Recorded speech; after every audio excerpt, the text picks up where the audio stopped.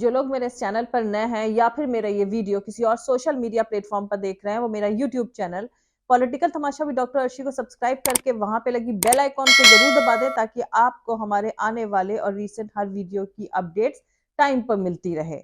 और दोस्तों, अगर आपको हमारे वीडियोज इंफॉर्मेटिव लगते हैं, आपको हमारा काम पसंद आता है, तो आप अपने इस चैनल को सपोर्ट कर सकते हैं इसके पेट्रॉन बन करके। और पेट्रॉन का लिंक इस वीडियो के डिस्क्रिप्शन में मैंने डाल दिया है, जिस पर क्लिक करके आप अपने इस चैनल को सपोर्ट कर सकते हैं। और एक और तरीके से आप अपने इस चैनल को सपोर्ट कर सकते हैं, वो है इसकी मेंबरशिप लेकर के। और मेंबरशिप का लिंक भी इसी वीडियो के डिस्क्रिप्शन में दे दिया गया है, जिस पर क्लिक करके आप अपने इस चैनल के मेंबर बन सकते हैं।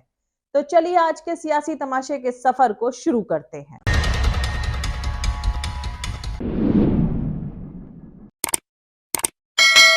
मेरे प्यारे प्रिय परिवारजनों, तो मेरे ब्यूरोक्रेसी के लोग, मेरे लाखों हाथ में, हमने दुनिया के सामने इंटरनेट का सोलर अलायंस बनाया। क्या बोले मैं समझा।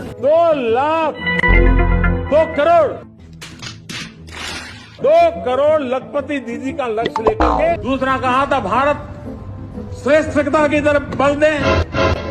तीसरा कहा था विमेन डेवलपमेंट की मैंने बात कही थी। और आज देश में 1000 जन औषधि केंद्रों से मेरे इन बीमारी में जिनको दवाई की जरूरत थी, ऐसे लोगों के करीब 20,000 करोड़ रुपया उनके जेब में बचा है। और ये ज्यादातर मध्यम वर्ग के परिवार के लोग हैं। कुछ भी हम सभी का कर्तव्य, हर नागरिक का कर्तव्य। 13.5 करोड़ लोग डायवर्सिटी, हमें ये खवाना नहीं है। आज हजारों टिंकरिंग लैब, भारत का सबसे बड़ा सामर्थ्य बना है विश्वास।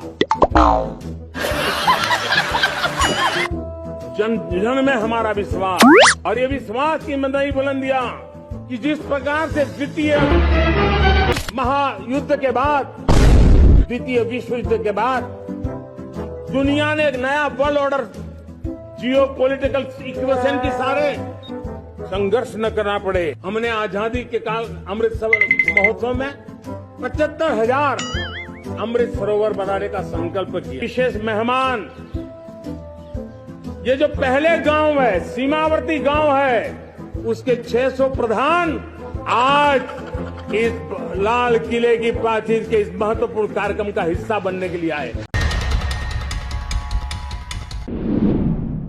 हिटलर जर्मनी में अपनी नाटसी पार्टी के 1000 साल लंबी हुकूमत के सुनहरे ख्वाब देखा करता था, भाषण भी देता था, फिर उसने खुदकुशी कर ली। कहा जाता है कि आज उसी जर्मनी में गलती से भी उसकी तारीफ कर देने पर जेल हो जाती है। उसके दौर में झूठ को जोर जोर से बार बार बोला जाता था, जिसके चलते जर्मन लोगों के अकल पर ढेरों पत्थर पड़ जाते थे। नए भारत में इस तरह के सियासी तमाशे वाले प्रोपेगेंडे को व्हाट्सएप यूनिवर्सिटी की नॉलेज बताया जाता है। दोस्तों, आइए आज आपको व्हाट्सएप यूनिवर्सिटी के बेहद काबिल प्रोफेसर से मिलवाती हूँ। कल 15 अगस्त था, भारत की आजादी का दिन। आजादी 99 साल यानी 99 ईयर्स की लीज पर है। भारत को आजादी कॉन्ट्रैक्ट बेस पर मिली है। भारत कंप्लीटली आजाद नहीं है। कांग्रेस ने देश की आजादी 99 साल की लीज पर ली है। यह बयान तो आप लोगों को याद ही होगा। जी हां दोस्तों, यही वो स्टेटमेंट था जब पूरे भारत ने व्हाट्सएप यूनिवर्सिटी की ताकत को समझा। अब यह अलग बात है कि यह बयान देने वाली व्हाट्सएप यूनिवर्सिटी के स्टूडेंट बीजेपी की स्पोक्स पर्सन रुचि पाठक पूरी दुनिया में लाफिंग स्टॉक यानी हंसी का पात्र बन चुकी हैं। पर दोस्तों, हकीकत में इस लड़की की गलती नहीं है। दरअसल सिर्फ ये लड़की ही नहीं, बल्कि एक पूरी पीढ़ी के दिमाग को एक शख्स ने कचरे का डिब्बा बना दिया है। एक से एक हिस्टोरिकल इंसिडेंट और इवेंट्स का हाइपोथेटिकल कंक्लूजन यानी मनगढ़ंत, बनावटी, बोगस कंक्लूजन निकालने वाले व्हाट्सएप यूनिवर्सिटी के सबसे बड़े रिंग मास्टर से आज आप सब लोग को मिलाती हूं। लेकिन भारत को आजादी कॉन्ट्रैक्ट बेस पर मिली है, पहले इस तमाशे को एक बार रिफ्रेश कर लेते हैं।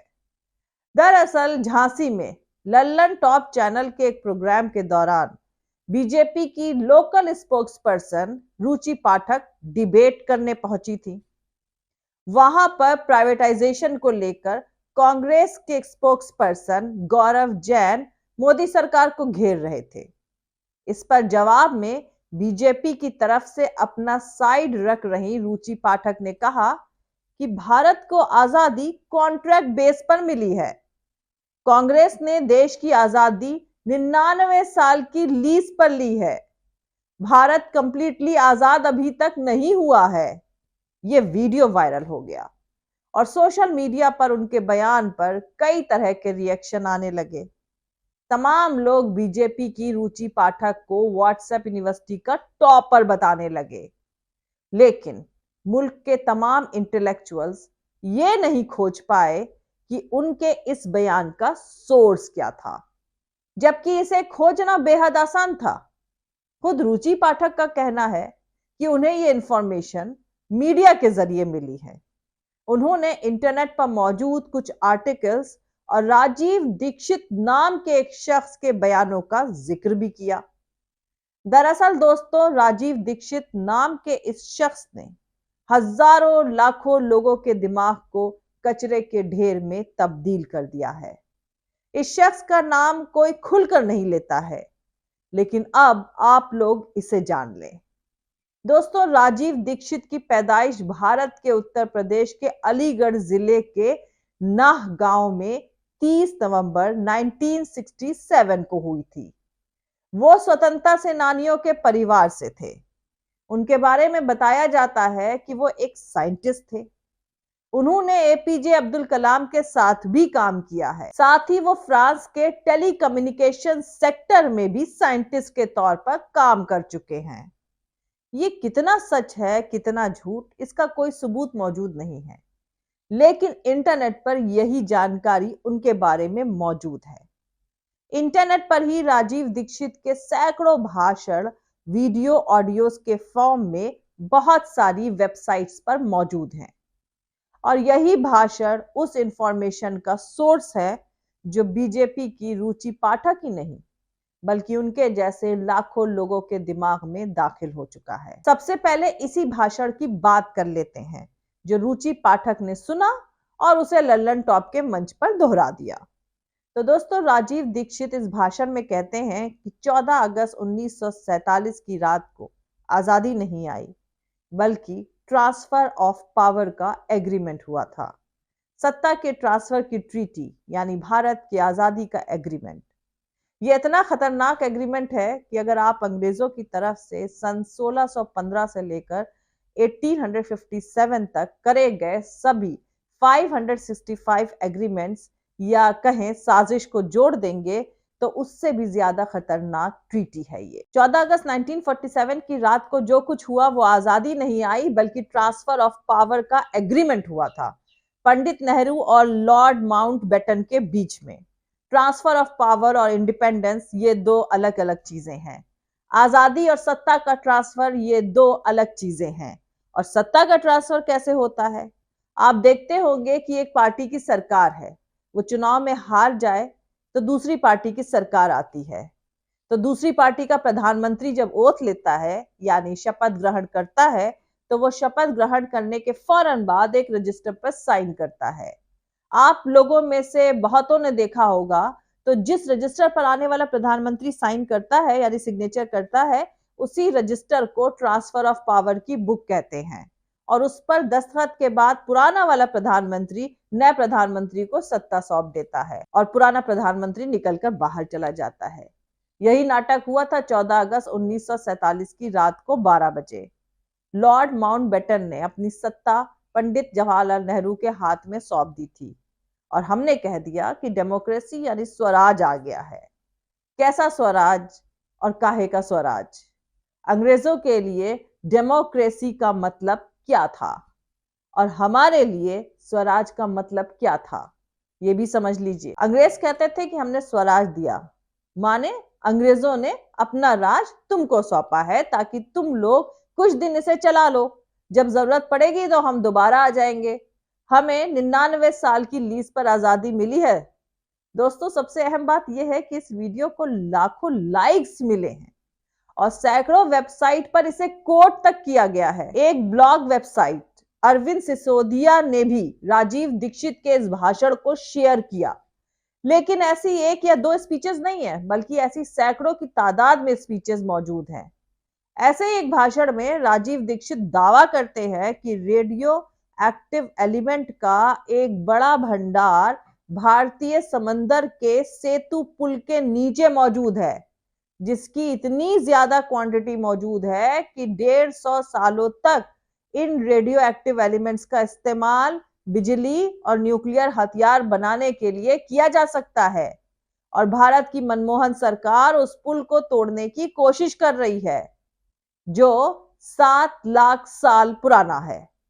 दरअसल अमेरिका की नजर हमारे इस ईंधन पे है और अमेरिका चाहता है कि भारत उस ईंधन को अमेरिका को दे दे और बदले में अमेरिका से थोड़ा बहुत यूरेनियम भारत को मिल जाए। इस खेल को पूरा करने के लिए अमेरिका श्री राम सेतु को तोड़ना चाहता है और इस काम को पूरा करने के लिए अमेरिकी एजेंट मनमोहन सिंह पिछले 20 सालों से भारत सरकार में बैठा हुआ है। सुप्रीम कोर्ट में भी केस चल रहा था। वहां केंद्र सरकार, कांग्रेस और मनमोहन सिंह तर्क देते थे कि ये सेतु श्री राम ने नहीं बनवाया, श्री राम तो एक इमेजिनेशन है, श्री राम तो कभी हुए ही नहीं। जबकि कुछ सालों पहले अमेरिकी एजेंसी नासा ने ही राम सेतु की पुष्टि अपनी रिपोर्ट में करी है। आज भी आपको वहां ऐसे पत्थर मिल जाएंगे जिस पर राम लिखा है और वो पानी में तैरते हैं। कुल मिलाकर बेहद हाइपोथेटिकल, मनगढ़ंत, बनावटी, बोगस तमाशा कहें या जबरदस्त लफ्फाजी, और वो भी बेहद फ्लुएंट तरीके से करी जा रही है। एक जगह यही राजीव दीक्षित कहते हैं कि जवाहरलाल नेहरू, मोहम्मद अली जिन्ना और एडवीना एक ही कॉलेज में पढ़े थे और एडवीना से दोनों लगे हुए थे। एडवीना इतनी चालाक औरत थी कि दोनों को हैंडल कर लेती थी। जिन्ना और नेहरू कैरेक्टर के बेहद हल्के आदमी थे। एडवीना के पास नेहरू की ऑब्जेक्शनेबल तस्वीरें थी, जिनके बेस पर नेहरू को ब्लैकमेल करके भारत का बंटवारा कराया गया। कुल मिलाकर दोस्तों, आज जो लोगों के दिमाग में कचरा भरा पड़ा है, जिसे दुनिया अब व्हाट्सएप यूनिवर्सिटी से मिली नॉलेज के तौर पर पहचानती है, उसके सबसे बड़े प्रोफेसर राजीव दीक्षित ही हैं।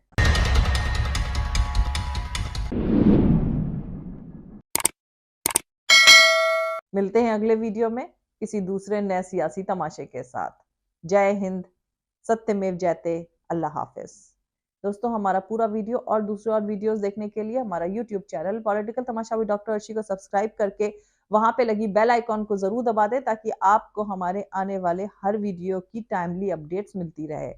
और दोस्तों, अगर आपको हमारे वीडियोस इंफॉर्मेटिव लगते हैं, आपको हमारा काम पसंद आता है, तो आप अपने इस चैनल को सपोर्ट कर सकते हैं इसके पेट्रॉन बन करके। पेट्रॉन आप कैसे बन सकते हैं, इसका लिंक मैं इस वीडियो के डिस्क्रिप्शन में डाल रही हूँ, जिस पर क्लिक करके आप पेट्रॉन बन सकते हैं। और एक और तरीके से आप अपने इस चैनल को सपोर्ट कर सकते हैं, वो है इसकी मेंबरशिप लेकर के। मेंबरशिप का लिंक भी इसी वीडियो के डिस्क्रिप्शन में डाल दिया गया है, जिस पर क्लिक करके आप अपने इस चैनल के मेंबर बन सकते हैं। और आप हमें फॉलो भी कर सकते हैं हमारे ट्विटर, इंस्टाग्राम और फेसबुक पेज पर। मेरा ट्विटर हैंडल है @arshi aziz khan। Thank you. मिलते हैं अगले वीडियो में।